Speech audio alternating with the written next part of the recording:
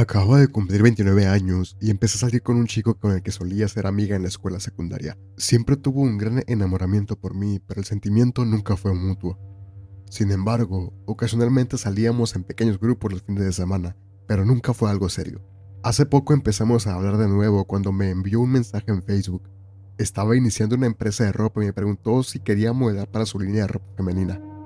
Así que acepté reunirme con él y hablar sobre el tema en persona. Nos encontramos en una cafetería donde discutimos mi salario y horas de trabajo, y después de una larga conversación acepté el trabajo. He trabajado en cosmetología durante los últimos años, pero estaba ansiosa por expandirme a otros campos. Mi trabajo de modelaje sería a tiempo parcial, pero el salario que me prometió era muy bueno. Al trabajar juntos comenzamos a salir nuevamente y en realidad empecé a gustarle. Parecía mucho más maduro, divertido, y parecía haber perdido su muy oscuro sentido del humor que siempre odié. Después de un par de meses empezamos a salir y nos mudamos juntos a un apartamento tipo estudio, donde él me asignó otras tareas para la empresa que aumentarían mi salario. Estaba muy feliz, pero su antigua personalidad pronto comenzó a reaparecer y no me gustó. Cada vez que teníamos discusiones, se volvía cada vez más agresivo, hasta el punto de estar en mi cara diciéndome que le golpeara y viera qué pasaba. Una vez que llegó a ese punto, supe que todo había terminado, así que me mudé y lo bloqueé en todo en un intento de distanciarme lo más posible. Ahora que había dejado mi trabajo de cosmetología para trabajar en su empresa, estaba solicitando empleo en muchos lugares diferentes. Todavía me gustaba la idea de modelar, así que me contacté con varias empresas. Una empresa me respondió para una entrevista, así que decidí intentarlo. Después de hablar con ellos, parecía un gran trabajo, y el salario era incluso mejor que mi primer trabajo de modelaje. Era una empresa local, pero estaba creciendo muy rápido y pronto se convirtió en una de las más grandes de la zona. Todo iba bien hasta que un día recibí un mensaje de mi jefe para que me reuniera con él después de la sesión de fotos. Esto nunca había pasado antes, así que estaba ligeramente preocupada por lo que podría hacer. Resulta que mi jefe había recibido varias quejas anónimas de otros modelos acusándome de hacer y decir cosas terribles que no hice. Le dije a mi jefe que obtuviera los nombres de las personas porque claramente eran inventadas. Ese día llegué a casa estresada y molesta tratando de averiguar quién me estaba acusando de todas estas cosas. No tenía idea y todos con los que trabajaba eran extremadamente amables conmigo, pero me molestaba mucho saber que alguien estaba haciendo todo esto a mis espaldas. Con el paso de los meses, los correos electrónicos y cartas continuaron acumulándose y comencé a aislarme de todos. Sentía que todos me odiaban en secreto, pero nadie me lo mostraba de la más mínima manera ni tampoco percibía esa vibra de nadie. Me llevó a un punto muy oscuro en mi vida, pero me quedé con el trabajo de todas maneras porque no había otras buenas opciones en ese momento. La empresa estaba haciendo una sesión nocturna, así que tenía que trabajar a las 7 de esa noche. De mi apartamento al trabajo solo unos 15 minutos en coche, principalmente por la autopista. Cuando llegué para la sesión, vi el coche de mi jefe estacionado en el lote junto con quizás 8 o 9 coches diferentes en el extremo más alejado del lote. Había un Subaru o Outback negro estacionado en el extremo más alejado, a una buena distancia del resto de los coches. Desafortunadamente, me recordó a mi ex porque conducía exactamente el mismo coche. No parecía que hubiera alguien adentro, pero no le di mucho tiempo y estacioné en el extremo opuesto y me apresuré a entrar. Todo fue bien con la sesión, y después de unas pocas horas, finalmente terminé por la noche. Cuando salí, noté que el coche ya no estaba, así que prácticamente lo tomé como una coincidencia, pero una vez que llegué al estacionamiento del apartamento, mi corazón se hundió. El mismo Subaru que vi antes, ahora estaba estacionado en el lote de mi estacionamiento. No sabía si me estaba asustando sola o qué, así que llamé a mi amiga para contárselo. Le pedí que se quedara en el teléfono conmigo mientras caminaba hacia adentro y que llamara a la policía si pasaba algo. Caminé a paso rápido hacia la entrada principal, mirando constantemente por encima del hombro hacia el coche. La entrada de mi complejo de departamentos tiene puertas de vidrio dobles en la entrada con varios arbustos en los lados. Tan pronto como pasé bajo el toldo para entrar, mi ex salió del arbusto y me atacó, comenzando a arrastrarme hacia su coche. Gritaba y pataleaba mientras mi amiga escuchaba horrorizada. Tenía sus brazos alrededor de mis hombros así que mis talones se arrastraban contra el suelo mientras me tiraba. Literalmente pensé que iba a morir. Mis gritos eran tan fuertes que estoy segura de que todos dentro escucharon y no me detuve hasta que vi a un tipo salir corriendo del edificio hacia nosotros. Tan pronto como mi ex lo vio, me soltó y se fue en su coche. La policía llegó minutos después, ya que mi amiga los había llamado en cuanto me oyó gritar. Le di a la policía su nombre y su dirección, y me dieron una orden de arresto de inmediato. Al día siguiente supe por la policía que lo encontraron en su apartamento y lo arrestaron en el acto. Todo el proceso judicial fue una pesadilla, pero afortunadamente fue encarcelado por asalto e intento de secuestro. También supe que su motivación comenzó cuando descubrió que estaba modelando para otra empresa. Admitió en el tribunal que fue responsable de enviar los correos electrónicos y cartas anónimas a mi trabajo. Nunca en un millón de años pensé que fuera capaz de hacer cosas tan horribles, pero este evento me lo confirmó. Mantendré el nombre de su empresa en el anonimato por mi propio bien, porque no puedo imaginar lo que me haría si alguna vez se entera.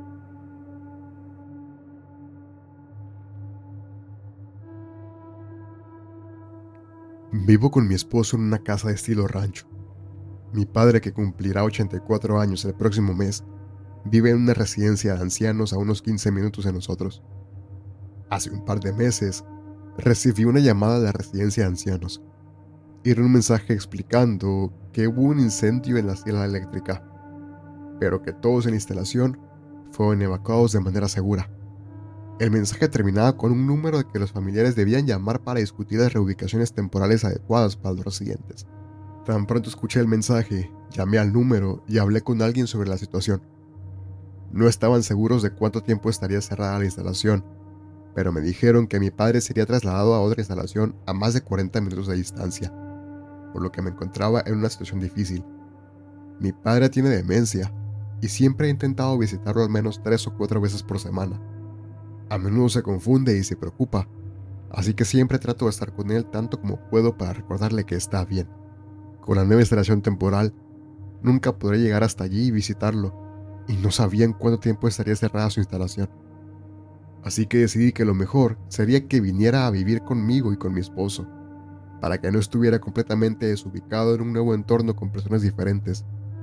Terminé recogiéndolo ese día y vino a vivir con nosotros temporalmente. Todavía es bastante funcional y puede cuidarse a sí mismo en gran medida, pero definitivamente necesita tener siempre a alguien cerca.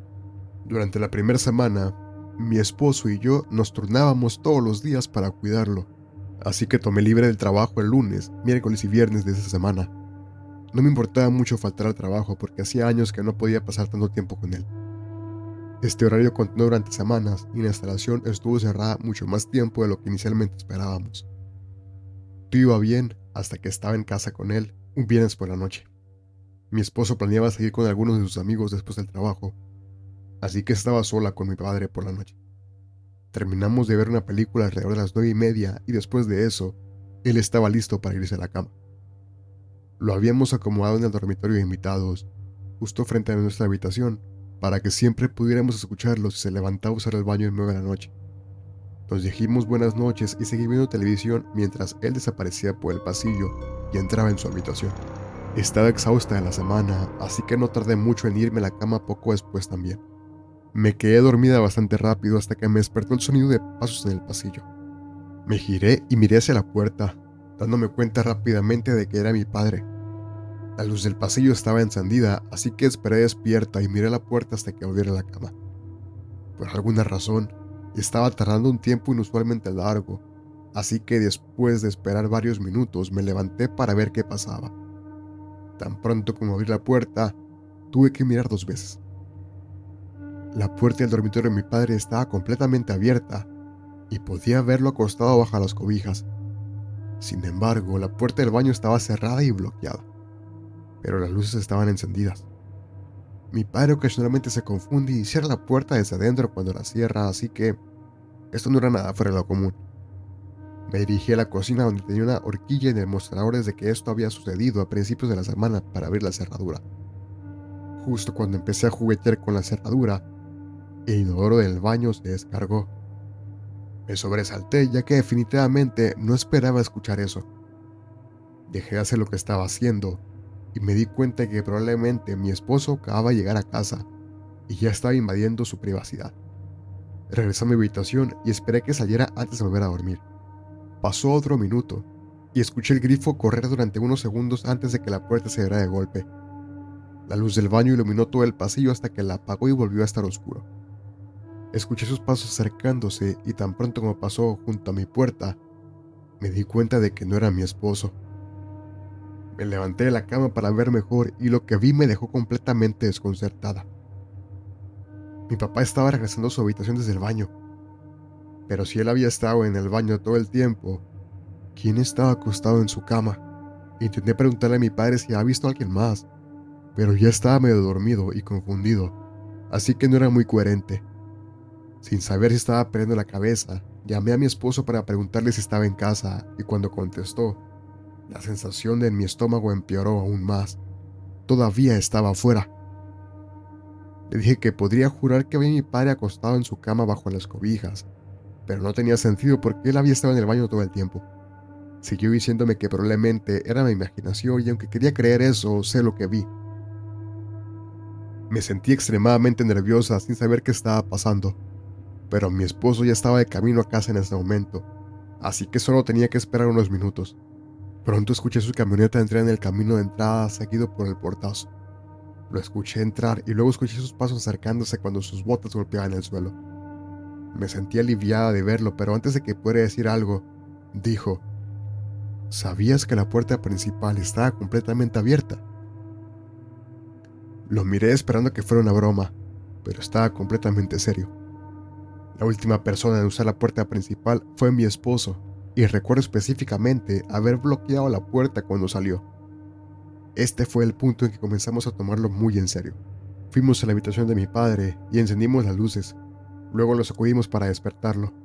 Le preguntamos si había abierto la puerta principal en algún momento, pero dijo que no. Aunque tal vez no lo recordara, esperaba que dijera que sí porque estoy 99% segura de que lo habría escuchado si se hubiera levantado y caminado por todo el pasillo hasta la puerta principal. Estoy de sueño ligero y me he despertado cada vez que he usado el baño por la noche desde que vive con nosotros. Mi esposo tiene un arma, así que quiso registrar la casa primero antes de llamar a la policía, por si acaso era algún tipo de malentendido. Estaba completamente en contra de esa idea, pero insistió y caminó por el pasillo antes de que pudiera detenerlo. Escuché sus botas mientras caminaba por todo el primer piso antes de abrir la puerta del sótano. Tenemos un sótano sin terminar y realmente odio tener que bajar allí cuando estoy sola. Solo hay una luz con una cuerda que cuelga del techo, por lo que la iluminación, en su mayoría, es muy sombría en la mayor parte de la habitación. La tensión inquietante de todo esto fue lo suficiente para ponerme bastante nerviosa, y me levanté para asomarme por la ventana para ver si alguien estaba afuera. Tan pronto como presioné mis manos contra la ventana para mirar a través de ella, se confirmaron todas mis sospechas. La pantalla de la ventana estaba completamente cortada. Cerré la ventana de golpe y la bloqueé. Luego me senté al borde de la cama. Unos momentos después, mi esposo comenzó a gritar desde el sótano, «¡Llama al 911». Sin siquiera saber qué decirles cuando contestaron, simplemente les dije que alguien había entrado en mi casa y que enviaran a la policía de inmediato. Esperé 10 minutos, tortuosos, hasta que llegara la policía sin saber qué le había pasado a mi esposo en el sótano. Dirigí a la policía al sótano de inmediato y me encontraron a mí y a mi padre fuera de la casa. Pasaron varios minutos más y observé desde afuera, esperando que mi esposo saliera. Afortunadamente lo hizo, pero no estaba solo. Un hombre que tal vez tenía unos 30 años salió esposado y bastante golpeado. Después de lo que parecieron horas, finalmente pude hablar con mi esposo para averiguar qué había pasado y lo que me comentó fue completamente inesperado. El hombre que entró en nuestra casa era mi ex esposo, que era un alcohólico extremadamente abusivo. Atacó a mi esposo, pero mi esposo pudo inmovilizarlo en el suelo a punta de pistola y se quedó encima de él hasta que llegó la policía. Ya se había presentado una orden de restricción contra él, por lo que fue llevado a la cárcel de inmediato, antes de ser acusado de varios otros delitos. Después de que rompimos, me había enviado múltiples amenazas de muerte, por lo que fue cuando presenté la orden de restricción. Me alegra que todo haya salido bien y que nadie resultara herido, pero es inquietante por decirlo menos. No solo entró, sino que eligió acostarse en lo que pensaba que era mi cama, pensando que yo estaba en el baño. Aunque estará en la cárcel durante mucho tiempo, Hemos agregado un sistema de seguridad en el hogar por si acaso.